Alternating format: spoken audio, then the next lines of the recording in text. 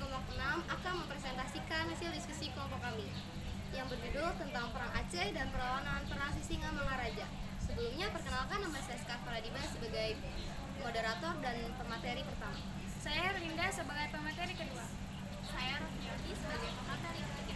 Saya Raffitul Ista sebagai pemateri keempat. Di sini saya akan langsung mulai presentasinya. Yang pertama, latar belakang Perang Aceh. Keinginan Belanda untuk menjadikan wilayah Aceh sebagai bagian dari Pax Meriadisa. Perang Aceh bermula ketika Sultan Mahmud menolak permintaan Belanda agar Aceh mengakui kekuasaan Belanda di daerah tersebut. Sultan Mahmud wafat karena kolera. Ia digantikan oleh tuanku Muhammad Daud Shah, gelar Sultan Ibrahim Masyur Shah 1875 sampai 1907.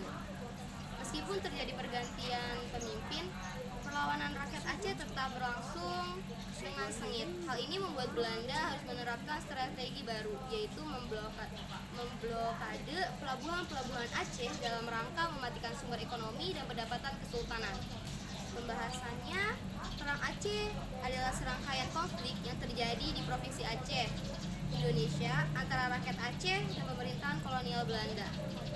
Kemudian berlanjut dengan konflik antara GAM, Gerakan Aceh Merdeka, dan pemerintah Indonesia setelah Indonesia merdeka. Perang Aceh memiliki dua periode utama yang penting. Perang Aceh melawan Belanda pada 1873 sampai 1904 dan konflik Aceh pasca Indonesia merdeka dari 1976 sampai 2005. Yang pertama, Perang Aceh melawan Belanda. Perang Aceh pertama kali meletus pada tahun 1973 saat Belanda mencoba menguasai Aceh yang pada saat itu merupakan kerajaan yang merdeka dan memiliki sumber daya alam yang melimpah. Seperti lada, pemerintahan Belanda berusaha untuk menguasai wilayah ini sebagai bagian dari perluasan imperium kolonial mereka. Yang kedua, konflik Aceh pasca kemerdekaan. Setelah Indonesia merdeka pada tahun 1945, ketegangan antara Aceh dan pemerintah Indonesia terus berlanjut, yang akhirnya mengarah pada konflik bersenjata yang dikenal dengan nama Gerakan Aceh Merdeka atau dengan sebutan GAM. Yang kedua akan dibacakan oleh Herlinda. Penyebab Perang Aceh. GAM memperjuangkan kemerdekaan Aceh dan pemisahannya dari Indonesia. Mereka merasa bahwa Aceh yang kaya akan sumber daya alam tidak mendapat keuntungan yang setimpal dari pemerintah pusat dan merasakan adanya ketidakadilan dalam pengelolaan sumber daya alam serta perbedaan perlakuan dari pemerintah pusat. Gerakan Aceh Merdeka GAM didirikan pada tahun 1976 oleh Hasan Ditiro. Organisasi ini berusaha untuk membentuk negara merdeka Aceh dan melakukan berbagai tindakan perlawanan, termasuk serangan-serangan terhadap pasukan Indonesia. Kesimpulannya, Perang Aceh merupakan bagian penting dalam sejarah Indonesia, baik pada penjajahan Belanda maupun pasca kemerdekaan. Perang ini mencerminkan perjuangan panjang rakyat Aceh untuk mempertahankan identitas, kemerdekaan dan keadilan meskipun menghadapi tekanan dari kekuatan yang lebih besar. Meskipun ini Aceh telah mencapai perdamaian, sejarah panjang perjuangannya tetap menjadi kenangan yang membentuk identitas dan kekuatan politik serta sosial di Aceh hingga hari ini. Permateri ketiga akan dibacakan oleh Rafa. Latar belakang Perang Batak. Latar belakang Perang Batak, Sisingamangaraja.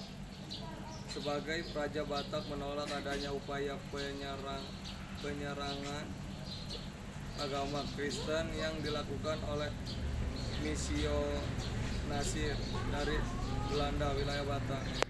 Hal tersebut dilakukan karena Sisingamangaraja khawatir kepercayaan dan tradisi animisme rakyat Batak akan terkikis oleh perkembangan agama Kristen. Selanjutnya pemateri keempat akan dibacakan oleh Rosniawati. Penjelasan perlawanan Sisingamaraja merujuk pada perjuangan yang dipimpin oleh Sisingamaraja 12, pahlawan nasional Indonesia, melawan penjajah Belanda di Sumatera Utara, khususnya di daerah Batak, yang berlangsung dari akhir abad ke-19 hingga awal abad ke-20. Sisingamaraja 12 menjadi simbol perlawanan rakyat Batak terhadap Belanda yang ingin menguasai wilayah tersebut. Masih merupakan ancaman terhadap stabilitas kekuasaan kolonial mereka. Oleh karena itu, mereka berusaha mengendalikan wilayah ini dengan cara diplomasi, tetapi juga dengan kekerasan militer. Penyebab perlawanan yang pertama, upaya Belanda menguasai wilayah Batak setelah berhasil menguasai sebagian wilayah Indonesia lainnya. Belanda ingin menguasai wilayah Sumatera, termasuk daerah Batak. Sisingamaraja 12 melihat upaya ini sebagai ancaman terhadap kemerdekaan dan adat istiadat suku Batak. 2. Penindasan terhadap rakyat Batak. Belanda berusaha menerapkan sistem pajak yang berat yang memberatkan rakyat Batak. Selain itu, banyak rakyat Batak yang dipaksa bekerja di proyek-proyek infrastruktur yang tidak menguntungkan mereka. Ketiga, penolak terhadap agama Kristen. Pada saat itu banyak misionisme Kristen di Eropa yang datang ke Batak. Yang keempat, penerapan sistem kolonial. Pemerintah Belanda menginginkan kontrol penuh atas tanah dan sumber daya alam Batak yang kaya akan hasil pertanian dan perdagangan seperti kopi, tembakau, dan rempah-rempah. Materi kelima akan dibacakan oleh Rafa. Kesimpulan, pahlawan Sisingamaraja